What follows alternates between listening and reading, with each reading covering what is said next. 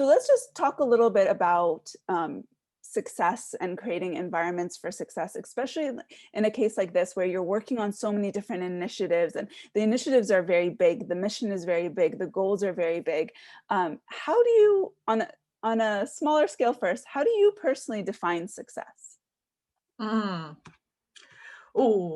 that's like a super tricky one, isn't it? Because I think it comes to that, you know, the things we were talking about at the very beginning.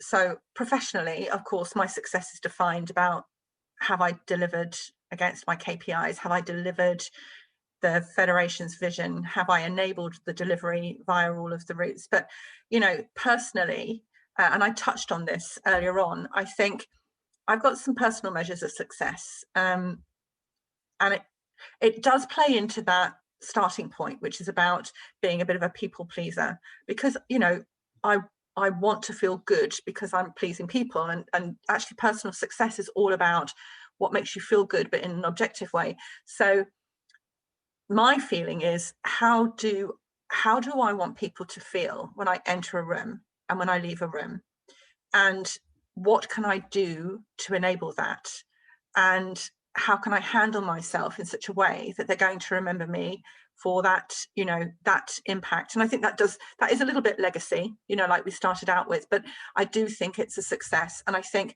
that purposeful thinking it through, whether it's about making a couple of notes that you can, you know, summarize something up, or you can make an active contribution that's factual and sensible, but also has that little bit of humor, or that little bit of a, you know, generous spirit, the little bit of you in it.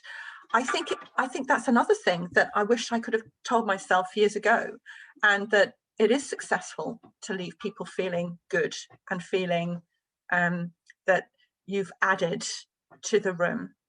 And also the other point is that success sometimes is about what you don't say as well as what you do say. And for a chatterbox like me, that's taken me decades and decades to know when, you know, there's a moment in time just to say nothing, that silence is also a very good successful tool.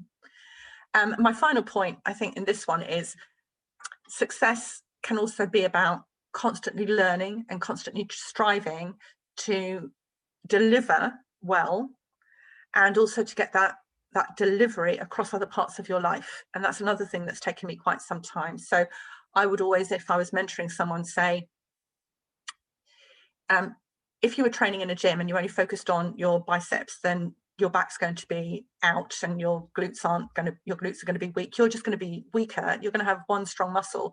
So if you focus on success in work only, that doesn't mean you're going to be successful in your life. So you have to define these domains of family, friends, exercise, self, you know, things that define you as an individual. It could be very private, and then think about where you are on those, and then think about what you can do to nurture the fully rounded person that you are. And that's also a sign of success, I think.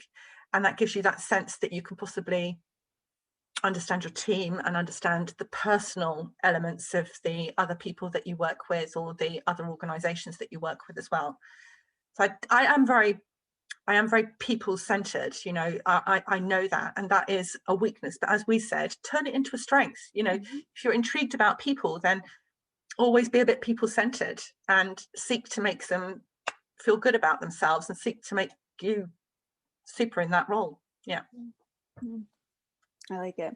Defining domains, and then defining the metrics by which you have defined your own that.